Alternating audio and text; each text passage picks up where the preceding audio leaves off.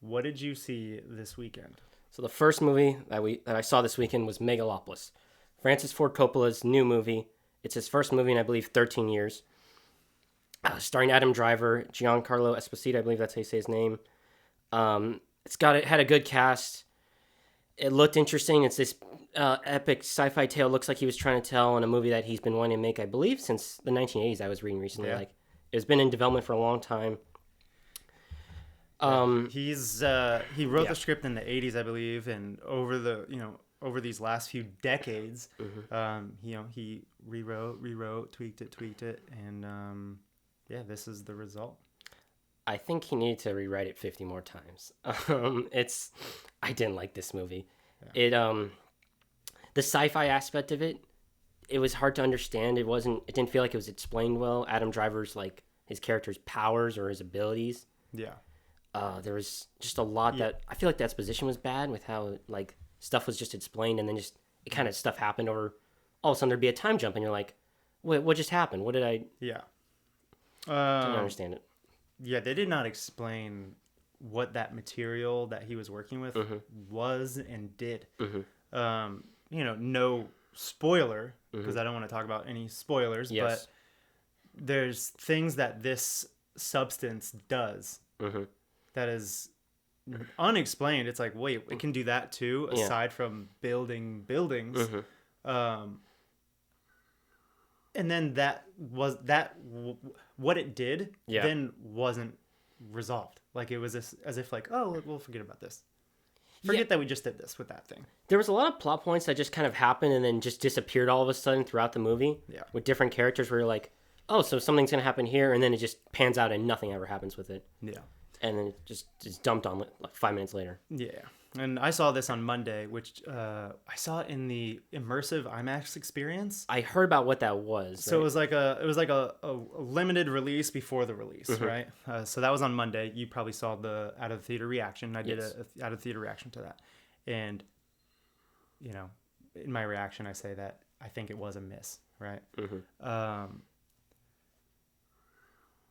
Like I wanted to like this movie. I really wanted to like this movie. I like Dracula. I liked Apocalypse Now. I liked the first Godfather. I haven't seen the second Godfather. I know that's like a movie sin.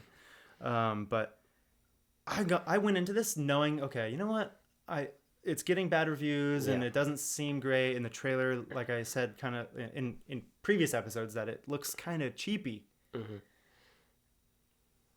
And it looked cheapy. It looked like a sweet old man tried to make a movie. But there were flashes of brilliance, I thought. But just flashes. Just quick. Like there's lines of dialogue in the movie where I'm like, that's the Francis Ford Coppola. But then it quickly is gone. I thought what did you think? The opening, I don't know if it's the opening scene or one of the first scenes in the movie. There's this talk between Adam Driver's character and Giancarlo Esposito's with a bunch of press around, basically. Not saying too much. And I thought in that scene, there was a good stage set for what this movie could be. Yeah. And what can make this a very interesting movie about asking these big questions. I agree. And great debates, as it's said in the trailers. And then just none of the movie stuck with that, with what they had there at the beginning. They just went off the rails in so many different ways. Yeah, it really did feel like an acid trip in the middle of the movie. 100%. Right? Completely. And I believe, the character does drugs. A little bit he does. In that scene, so I guess it makes sense for why it would kind of be this drug tripping sequence. But it dragged longer than I thought. And I'm like, oh man, this quickly screeched to a halt here. One of my first thoughts going out of this was, so Francis Ford Coppola, not only is he a great director, but his family is in the business, right? Yeah. He created a Hollywood dynasty. Sofia Coppola is one of the best working directors today. Her last movie was Presley. Okay. Not Presley. Priscilla, sorry. Priscilla, yeah. She's directed so many great movies, a lot of movies I really like, Lost in Translation, right?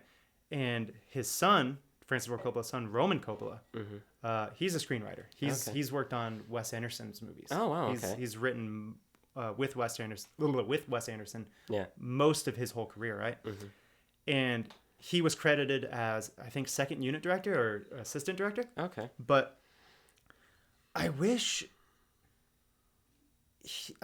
he consulted with his daughter Sophia. Okay.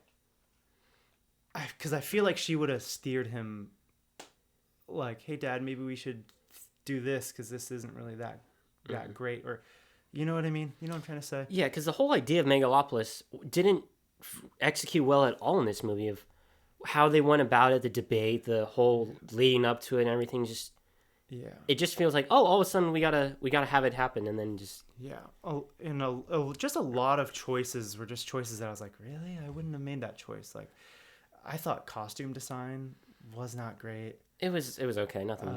Set design, I didn't really like.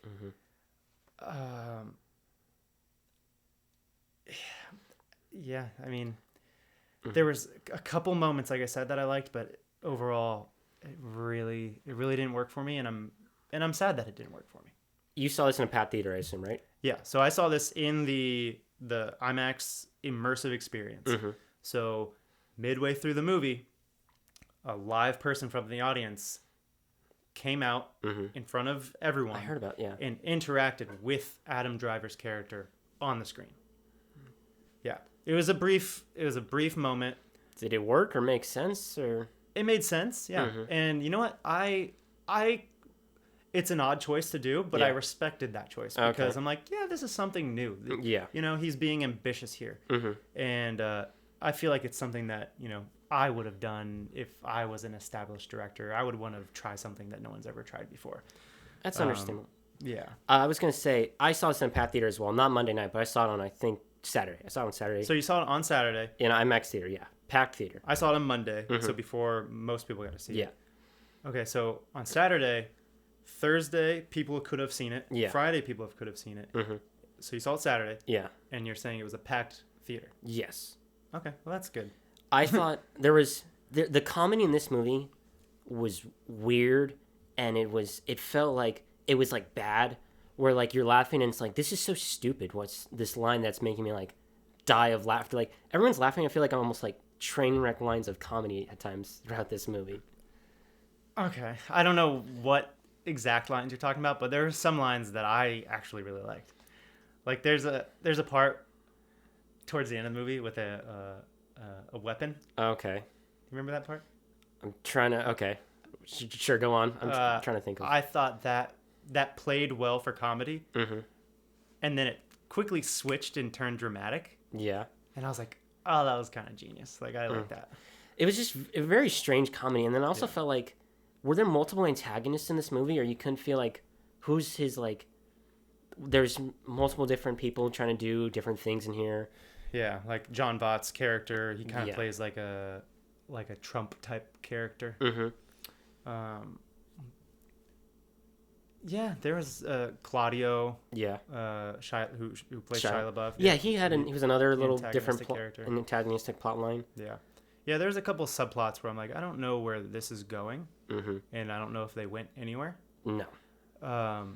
I feel though that there is probably a 3.5 hour version of this that works a little better. What do you think? I could see a little better. I just feel like there's so many different ideas trying to be put in this movie that it needs like a complete rewrite again. You have to start from the first scene again. That's the only thing that I feel like will work to set up what could be a great rest of the movie. Yeah. So 1 out of 10, what is your rating? This is a 5.9 for me. Wow. The bad comedy of where I had maybe 2 or 3 really big laugh out loud moments for me and the crowd where I'm like, this is like saving it at best is what I would say. Yeah. I feel like in this conversation, I like the movie more than you, but I have a lower rating. I'm giving this a 3 out of 10. Yeah, that's fair. I'm being generous with mine. Yeah.